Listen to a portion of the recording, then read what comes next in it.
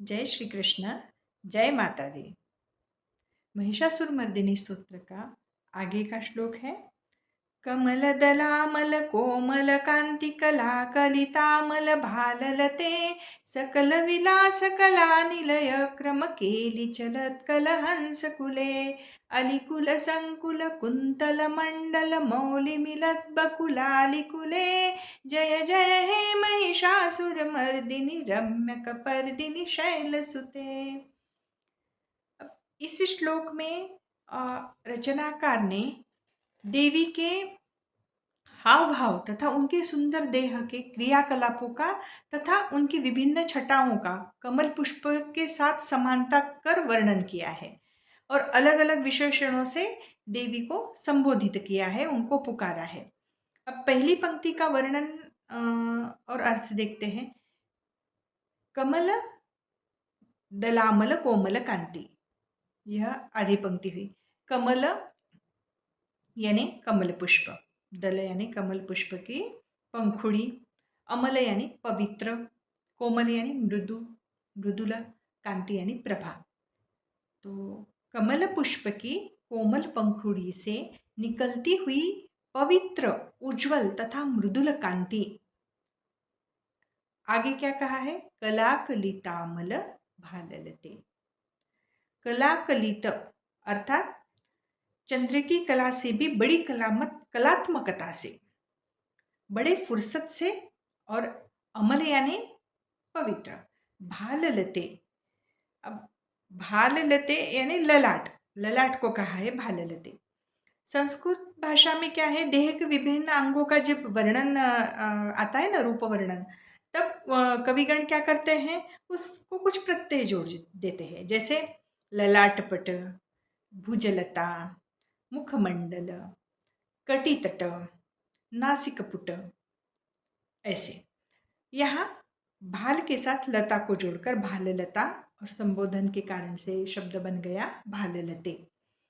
देवी के अनेक रूपों में उनके शीश पर चंद्र भी सुशोभित रहा है। तो पूरा अर्थ क्या हुआ? निर्मल कमल पंखुड़ी की मृदुल सुकुमार आभा तथा चंद्रकला की पवित्र प्रभा से कांतिमती है भाललता जिसकी, ऐसी हे देवी। अब दूसरी पंक्ति का अर्थ देखेंगे। सकल विलास कला निलय क्रम केली चलत कल हंस कुले, ऐसी पूरी पंक्ति है। उसमें से पहले का आधा भाग देखेंगे। सकल विलास कला निलय क्रम केली यानी सकल यानी संपूर्ण, विलास कला यानी मनोरंजन, निलय यानी निवास स्थान, क्रम यानी चाल, केली यानी अभिनय क्रीडा कला। तो अभिनय कला क्रीडा इनका निवास स्थान, आश्रय स्थान है देवी। केली चलत कल हंस कुले, इसमें क्या है? केली यानी क्रीडा तथा चलती क्रीडा, और चलत का क्या अर्थ है? गतिमान, चलने वाला। और हंस कुले, कलहंस कुले, कलहंस राजहंस को कहते हैं, और कलहंस कुल यानी राजहंसों का समुदाय।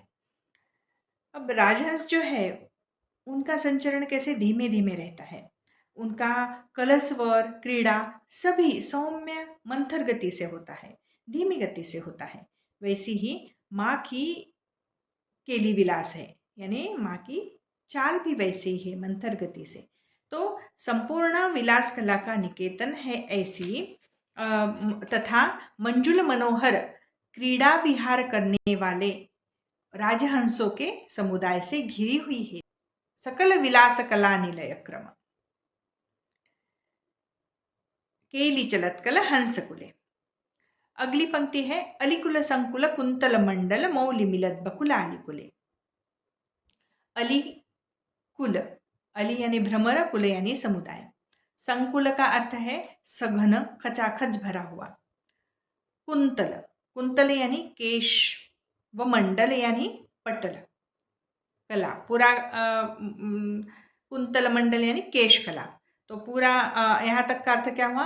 भ्रमरों के समुदाय यानी भीड़ से खचाखच भरा हुआ है केशकलाप जिनका, अर्थात देवी का केशकलाप कैसा दिख रहा है?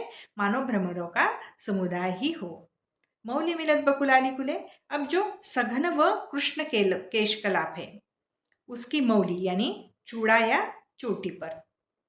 मिलत बकुल अली कुले, बकुल के फूलों पे भ्रमरों का झुंड हो, यानी केशजाल वाले शीश की चोटी भ्रमरों के झुंड से भरे बकुल फूलों से सजी हुई है, ऐसी है देवी। ये सब विशेषण दिए हुए हैं माँ को। मौली यानी उनकी चोटी जो है, उन पर बकुल के फूल लगाए हुए और उन पर वह अलीकुले जैसे ऐसे लग रहा है कि भ्रमरों का झुंड हो। तो ऐसे यह सब वर्णन आया है। ऐसी है महिषासुर का घात करने वाली सुंदर जटाधारी गिरिजा, आपकी जय हो, जय हो। तो इसका पूरे श्लोक का अर्थ क्या हुआ? पूरे श्लोक का अर्थ है, कमल के फूल की निर्मल पंखुड़ी के समान सुकुमार उज्जवल आभा से तथा आपके शरीर पर स्थित चंद्र की कला से कांतिमती है भाललता जिनकी, ऐसी है देवी। और समस्त ललित कलाओं की आश्रय स्थली एवं चाल ढाल व पग संचरण गरिमा से गुम्फित तथा राजहंस के समुदाय से घिरी हुई है देवी। आपके भ्रमरावली से काले व सघन केश जाल पर बनी वेणी में गुंथे बकुल के पुष्पों से आकर्षित होकर मंडराते हुए भ्रमर समुदाय से युक्त है देवी। ऐसी है महिषासुर का मर्दन करने वाली है गिरिराज पुत्री, आपकी जय हो, जय हो। ऐसा इस श्लोक का अर्थ है।